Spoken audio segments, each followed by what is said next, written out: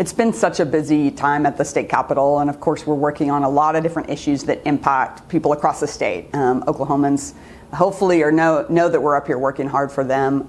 One of the big things that we are concerned about and have been working against are some of the cuts that are being made to programs that help Oklahomans. So this week, Governor Stitt launched his Elon Musk-style program to cut out of state government. And I'll tell you what, I've always been one for efficiency, for looking for accountability and transparency in our government, but we cannot be reckless about this. And one of the challenges with this first report is that it's going to send $157 million back of our federal tax money. And these are funds that are being used for things like reducing diabetes for Oklahomans, stopping the spread of viruses, looking at our overdose epidemic. Those are the funds that are getting sent back, and these are competitive grants that our agency won to serve people in Oklahoma. We send that money back to D.C., it's going to go to other states. And so when we look at efficiency, we have to make sure we're thinking about the outcomes for people, not focused on the politics of it. So we did call on the governor and our Republican colleagues to make sure they're thinking through the consequences of cuts and to not send back federal money unnecessarily. The other big thing we worked on this week with the House Democrats is I filed a resolution to reject the new social studies standards that the Superintendent Ryan Walters has presented. He really has layered politics into these standards. So what we found is, we approved members of a standards committee who are educators and community members who write those standards. What needs to be updated about what we're teaching children? They worked for a year. And then the superintendent got national people to be on an oversight committee, which is not in our law or process, and they changed those standards. So they added a lot of different things that we view as unnecessary and political, and certainly not in the best interest of kids.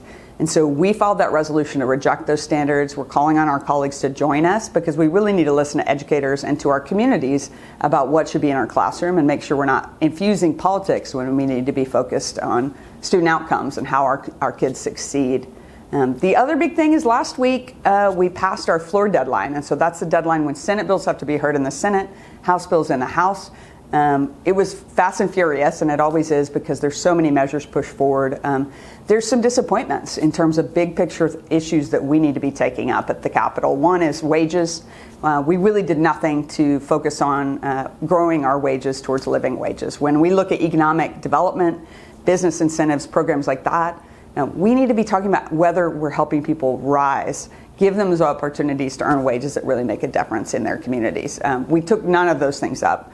We also didn't see any measures move forward that are going to really change the waiting lists that you have to go on to get in with specialists. I'm talking about trying to access psychiatrists, psychologists, cancer specialists. A lot of people are having to wait and having to travel quite a distance to get that help. We didn't see anything really move forward on that.